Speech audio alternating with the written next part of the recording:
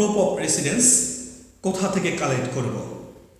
ইউরোপের যে কোনো ধরনের স্কলারশিপ প্রোগ্রামগুলোর ক্ষেত্রে আমরা দেখেছি ম্যাক্সিমাম প্রোগ্রামগুলো ম্যান্ডেটরি রিকোয়ারমেন্টস হিসেবে প্রুফ অফ রেসিডেন্স অথবা সার্টিফিকেট অফ রেসিডেন্স আস্ক করে যা একজন শিক্ষার্থী মাত্রই জমা দিতে বাধ্য।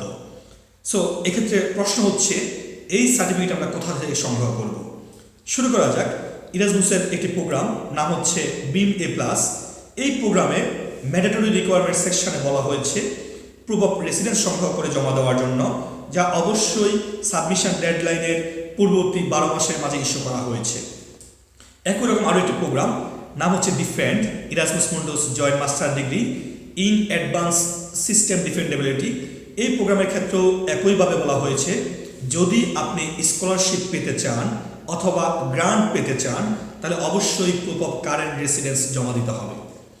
একইভাবে আরও একটি প্রোগ্রাম, যে প্রোগ্রাম নাম হচ্ছে ইমেরাল্ড মাস্টার ইন রিসোর্স ইঞ্জিনিয়ারিং, সেখানেও বলা হয়েছে আপনি যদি স্কলারশিপ জন্য আবেদন করতে চান তাহলে ম্যান্ডেটরি রিকোয়ারমেন্টস হিসেবে একটা অফিসিয়াল ডকুমেন্ট যা সাবমিশন ডেডলাইনের 12 মাসের মাঝে ইস্যু করা হয়েছে সেটা জমা দেওয়ার জন্য, যেখানে বলা হয়েছে your document must be dated, অর্থাৎ তিনি সিগনেচার করবেন, তিনি অবশ্যই তারিখ সহ স্বাক্ষর করবেন।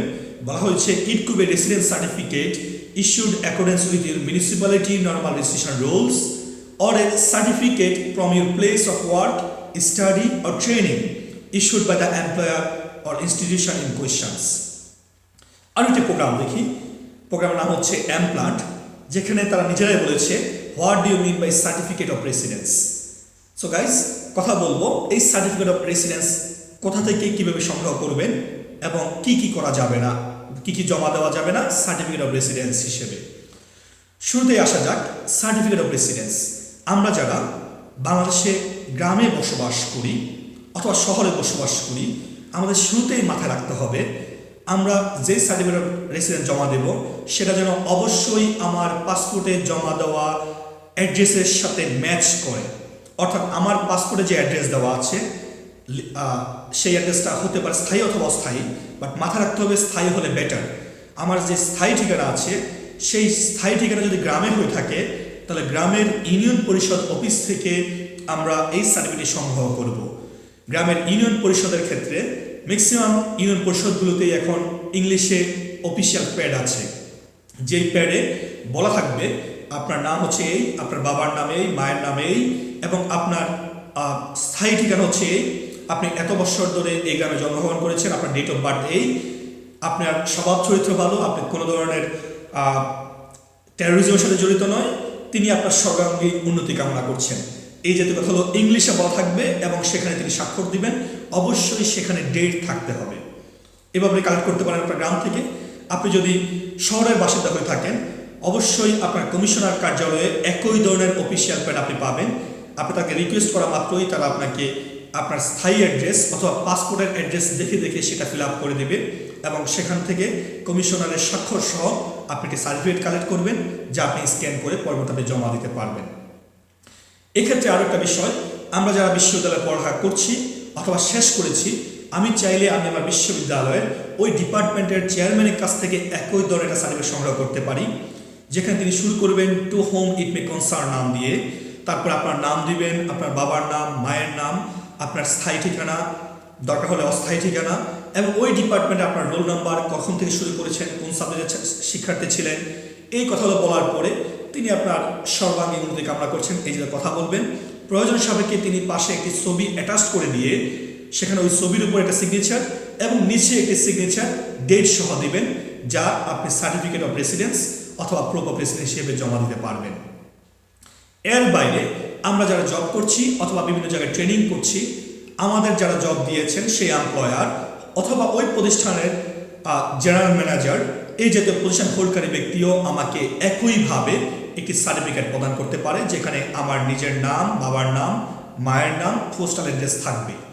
মাথায় রাখতে হবে ওয়ার্ক সার্টিফিকেট আর place of proof of residence বা প্লেস অফ রেসিডেন্স এই সার্টিফিকেট এক বিষয় নয়। ওয়ার্ক সার্টিফিকেটে প্রতিষ্ঠানের অ্যাড্রেস দেওয়া থাকে যেখানে আপনি জব করছেন, আর রেসিডেন্স সার্টিফিকেটে আপনার নিজের অ্যাড্রেস থাকে। সো আমরা যেন দুইটা বিষয়কে এক না করে ফেলি। আমরা মাথায় রাখবো, এটা অবশ্যই মাথায় রাখতে হবে, বার্থ সার্টিফিকেট কখনোই অ্যাকসেপ্ট করা হয় না প্লেস অফ রেসিডেন্স অথবা রেসিডেন্স সার্টিফিকেট হিসেবে। আমরা অবশ্যই মাথায় রাখবো পাসপোর্ট একটা ম্যান্ডেটরি রিকোয়ারমেন্টস, শুরুতে যে কোনো প্রোগ্রাম ক্ষেত্রে বলা থাকে। সো আমরা পাসপোর্টও যেন জমা না দিই প্লেস অফ রেসিডেন্স অথবা সার্টিফিকেট অফ রেসিডেন্স হিসেবে। আমাদের সিম্পলি মাথায় রাখতে হবে, আমরা যে ধরনের সার্টিফিকেট জমা দিচ্ছি, যদি ইনকেস প্রয়োজন মনে করি আমরা আমাদের যে কোনো ধরনের ইউটিলিটি বিল, হতে পারে গ্যাস বিল, কারেন্ট বিল, যদি আমার নামে থেকে থাকে সেটা আমরা অ্যাটাচ করে দিতে পারি as a place of residence অথবা প্রুফ অফ রেসিডেন্স হিসেবে। সো গাইস, আমরা যারা গ্রামে আছি ইউনিয়ন পরিষদ থেকে ইউনিয়ন পরিষদের চেয়ারম্যানের স্বাক্ষরিত সার্টিফিকেট জমা দেব, অবশ্যই ইংলিশ অফিসিয়াল পেডে এবং ডেট সহ। আমরা যারা শহরে থাকি কমিশনার কার্যালয় থেকে আমরা সেটা সংগ্রহ করব, অবশ্যই ইংলিশ পেডে, যেখানে আমার পূর্ণাঙ্গ দেওয়া থাকবে, বাবার নাম, মায়ের নাম, পোস্টাল অ্যাড্রেস। আমরা যারা বিশ্ববিদ্যালয়ে পড়া করেছি বা করছি সেই ডিপার্টমেন্ট থেকে সংগ্রহ করব। চাইলে সেই সার্টিফিকেট একটা ছবি সাথে অ্যাটাচ করে দেওয়া থাকতে পারে, যেখানে অবশ্যই স্বাক্ষর দেওয়া থাকবে ছবির উপরেও। আমরা যারা জব করছি বা ট্রেনিং আছি আমরা চাইলেও সেখান থেকে সংগ্রহ করতে পারবো। কিন্তু আমরা যেন ওয়ার্ক সার্টিফিকেট, বার্থ সার্টিফিকেট অথবা পাসপোর্টকে প্রুফ অফ রেসিডেন্স হিসেবে জমা না দিই, কারণ আপনি সেটা জমা দিলে সেটা অ্যাকসেপ্ট হবে না। So guys, no confusion, just start today.